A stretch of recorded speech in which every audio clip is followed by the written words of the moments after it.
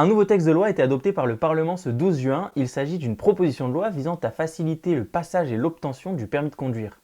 Bonjour à tous et bienvenue sur La Voie des lois. On se retrouve aujourd'hui pour la première fois pour essayer de décortiquer et de comprendre cette nouvelle loi votée par nos représentants sur le permis de conduire.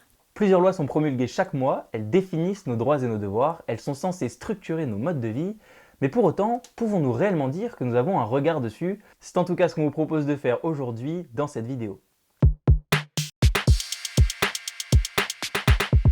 Le 31 janvier dernier, cette proposition de loi a été déposée à l'Assemblée nationale par les députés du Parti Renaissance Sacha Houlié et Aurore Berger. Aujourd'hui, c'est presque une personne sur trois qui abandonne sa formation ou son emploi pour des raisons de mobilité.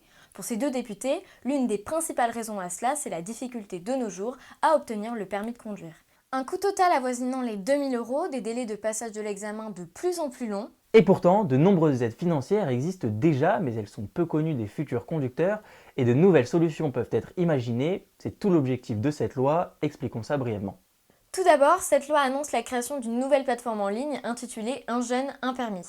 On l'a dit, de nombreux dispositifs d'aide pour passer le code ou le permis de conduire existent déjà, et cette plateforme, qui sera gérée par Pôle emploi, aura pour but de tous les recenser afin de les rendre accessibles à tous. De plus, toujours dans l'objectif d'amortir le coût du permis, la possibilité de le financer via le CPF, le compte personnel de formation, qui jusqu'alors n'était accessible qu'aux permis B, C et D, c'est-à-dire les conducteurs de voitures, de poids lourds et de transport de personnes, s'étend désormais aux permis A, A1, A2, B1, B2 et B96, c'est-à-dire toutes les motos, mais aussi les voiturettes et les remorques.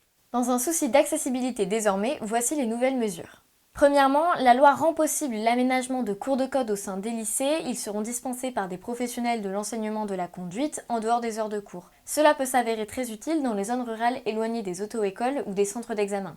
Deuxièmement, si vous tentez d'obtenir votre permis de conduire en ce moment, vous avez sûrement remarqué que les délais d'examen étaient de plus en plus longs. Eh bien, cette loi prévoit d'une part d'augmenter le nombre d'examinateurs, mais d'autre part que l'État puisse organiser directement ses propres examens du permis de conduire en recrutant des fonctionnaires ou des agents contractuels publics qui auront eux aussi la capacité de faire passer cet examen. Tout cela dans le but d'éviter un délai de 45 jours avant de pouvoir repasser l'examen en cas d'échec. Enfin, Elisabeth Borne a annoncé en parallèle de cette loi qu'à partir de janvier 2024, l'âge pour conduire sera abaissé à 17 ans. Et dans cette même dynamique, le dernier article de la loi prévoit que le gouvernement devra rendre un rapport aux parlementaires sur la possibilité d'abaisser l'âge d'obtention du permis de conduire à 16 ans. Voilà pour cette loi sur le permis de conduire, on espère que cette première vidéo vous aura plu. N'hésitez pas à nous faire un maximum de retours en commentaire, à liker et à vous abonner pour nous soutenir.